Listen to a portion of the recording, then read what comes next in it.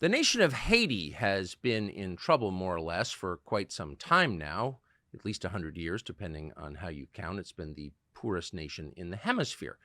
But there have been periods of relative brightness in Haiti. Today is not one of them. That country is in what appears to be total collapse, with no governing authority apart from roving bands of armed young men. Gangs have seized the country effectively. The prime minister has resigned.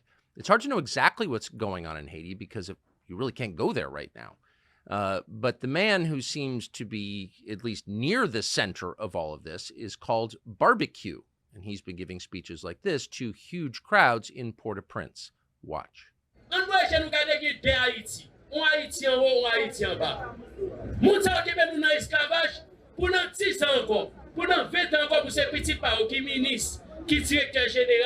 Pour ces petits parents qui président sénateur, pour ces petits parents qui grand entrepreneur, nous-mêmes nous pas jamais gagner.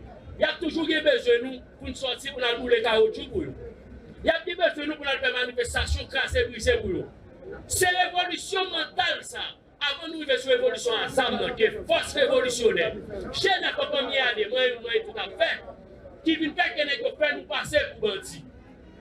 Il est pour nous faire la différence entre gang bandit à moun ka fait révolution.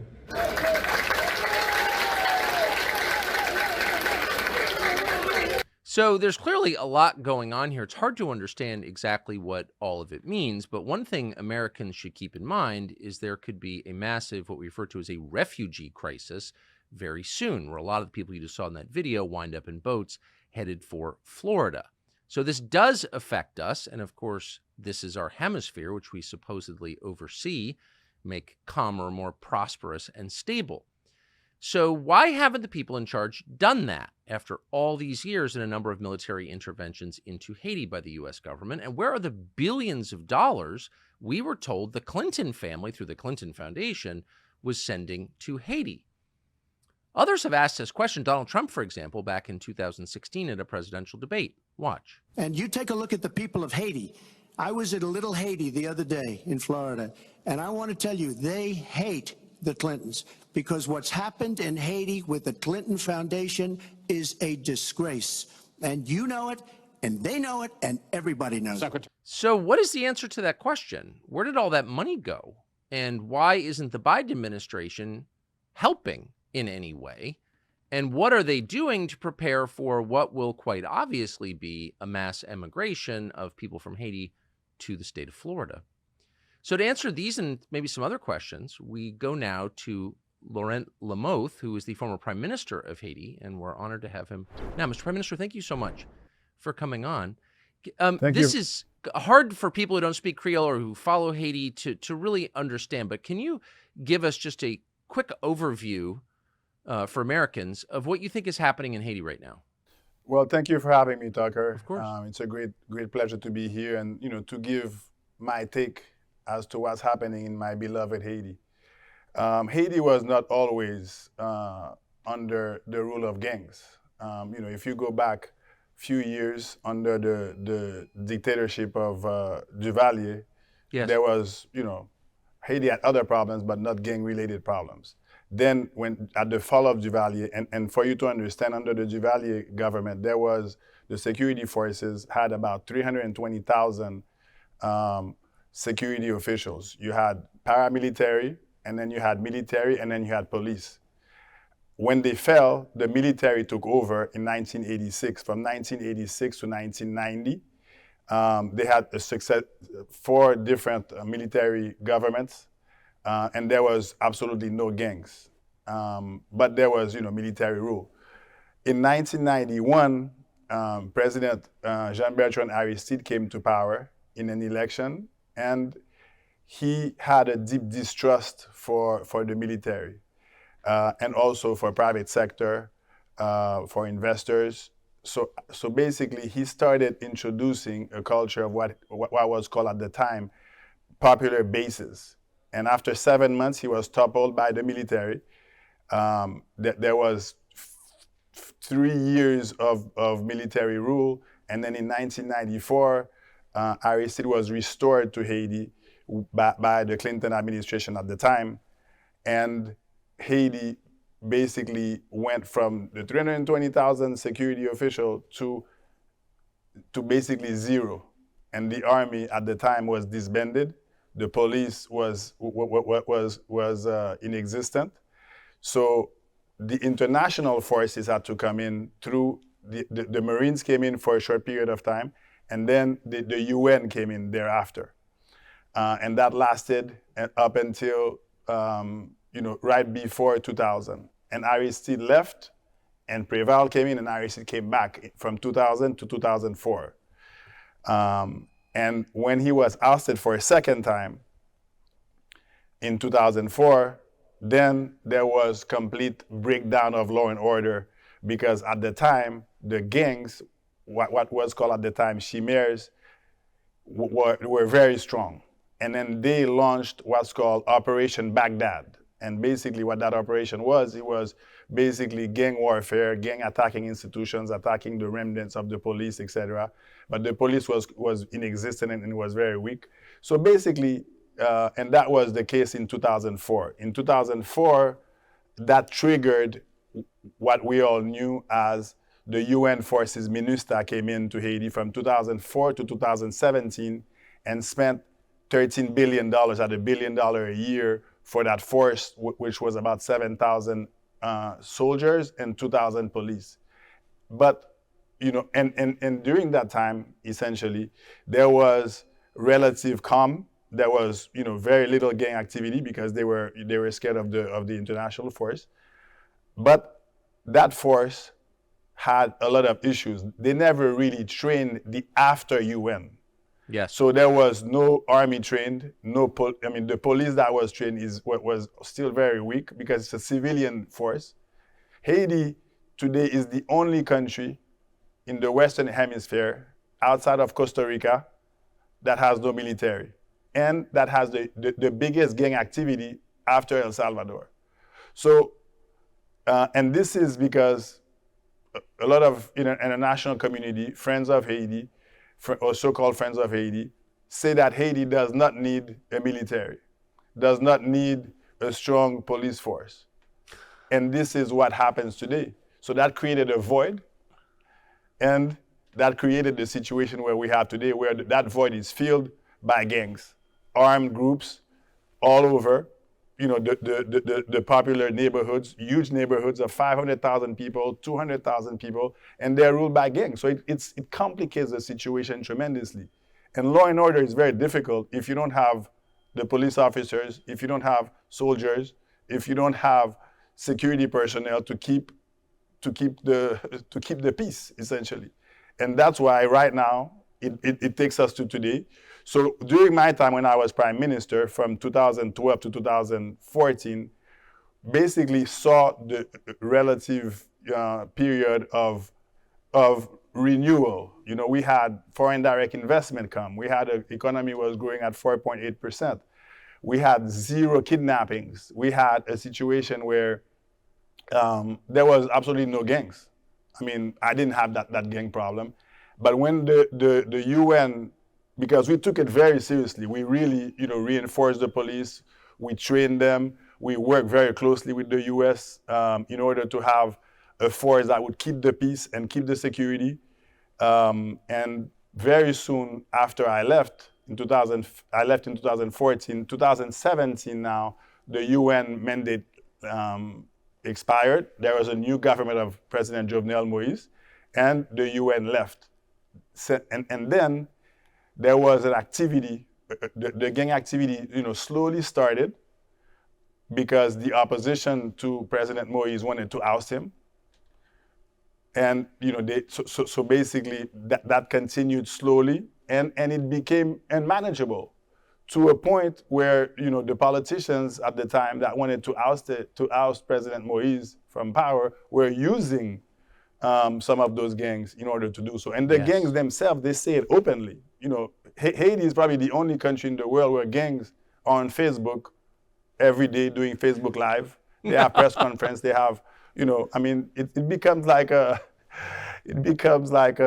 everyday event.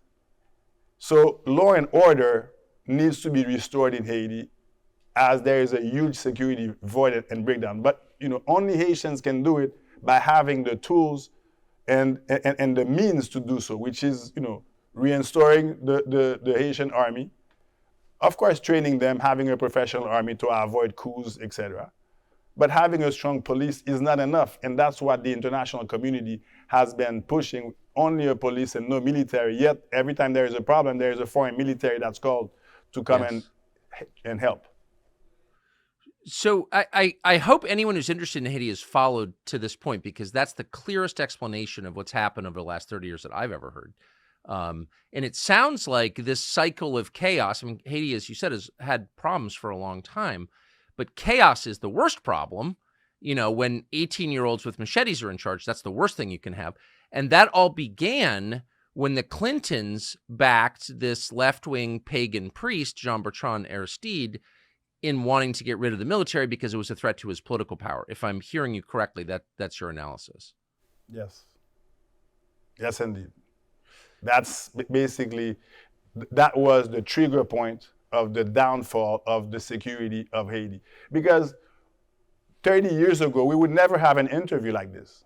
Because Haiti had, Haiti was a bastion for American tourists visiting Haiti in the late 1960s, early 1970s, because there was there was zero security problems. When I was prime minister, Haiti, just investing a little bit in the police, just a little bit, and when I mean a little bit, I mean we purchased, for example, equipment, cars, trucks, bulletproof jackets, things like that, just reinforcing them a little bit.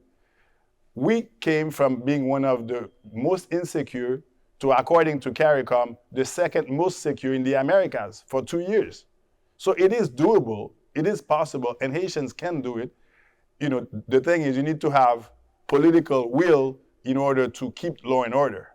And there is a great lack of that, because sometimes the gangs, they serve a political purpose.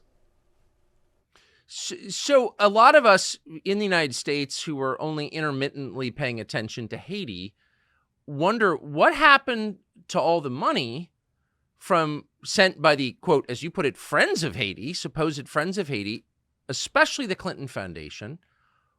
How could they have sent all that money to Haiti, supposedly, and they wind up with chaos and cannibalism? Like, what happened to the money?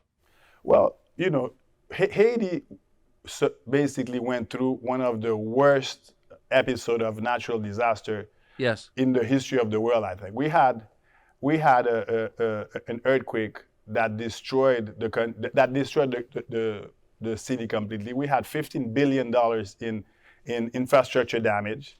We had 250,000 deaths and over 500,000 injured for a country that had about 5 hospitals at the time. Wow. So the international community came in, promising help to Haiti, and promising $9 billion to be exact. Out of the $9 billion, only half of it was disbursed. And out of the half of that went to the 6-month stint of the US military that came to restore security. So basically, out of a $15 billion budget, there was $2 billion. And you know that when it comes to assistance of the international community to Haiti, the funds, they don't transit through the government of Haiti. They're disbursed through other mechanisms, such as foundations, such as or NGOs, etc. Yes. So the government really didn't have a visibility as to those funds and how they were disbursed and when and how, because basically the funds went from the international community to their assistance agencies. In the case of the US, USAID. In the case of France, it was the French Development Agency, etc. But the Haitian government had little to no oversight as to the use of those funds. It sounds like in the story that you told, and maybe just demonstrably from watching it, that the rest of the world has not made the developed Western countries, primarily the United States State Department, but all the constellation of NGOs that are so involved. It doesn't seem like they've made Haiti better. And if they have, how have they? Well, again, to make Haiti better, it would be important to actually to listen to Haitians and listen to what the needs are, and not impose solutions or preconceived ideas. And the military is a perfect example. Yes, the military has committed, had problems. There was bad apples that could have been weeded out. But I've said many times that it's important for Haiti to restore its military, and there is resistance coming from the international community to do so still now. So until that paradigm shift, until there is an understanding of this is what Haiti needs in order to keep security, because today is the perfect example. So we have a breakdown of law and order, we have chaos on the streets, and what happens is, we are in a situation where we have to import an international military, principally from Kenya, to come and help for 2 years, and that's going to cost over $1 billion. Now, this is fine, but what happens after the Kenyans leave? Of course. Are we going to go back to the same as after the UN left in 2017? Or are we going to have continuity into the security? So those are decisions that Haitians, should participate in taking. So I would advocate myself for, so splitting the funds, spending a little bit less on the foreign force, but building and training and using, the U.S. has some of the, has the mightiest military, the biggest and strongest military. So, basically coming and training the Haitians, the police, giving them some equipment, giving them, training a military, and then leaving them so that after the international force leaves, then that force is strong enough to stay the course and keep the security and keep the peace. Other than that, it's going to be wasted money again. So this, whatever anyone thinks about Haiti or you specifically, I think any honest person would acknowledge what you've said is a balanced, rational, deeply informed take on what's happening in Haiti. So if I'm the U.S. State Department and I'm trying to prevent a refugee crisis, you're one of the first people I call, obviously. How many conversations have you had with the Biden State Department in the last year? Hey, it's Tucker Carlson. The internet is crowded with interesting things that don't really matter. On TCN, we attempt to bring you interesting things that actually do matter, and a lot of them. Interviews, long form and short, videos, documentaries. You can find all of it on tuckercarlson.com, and we hope you will.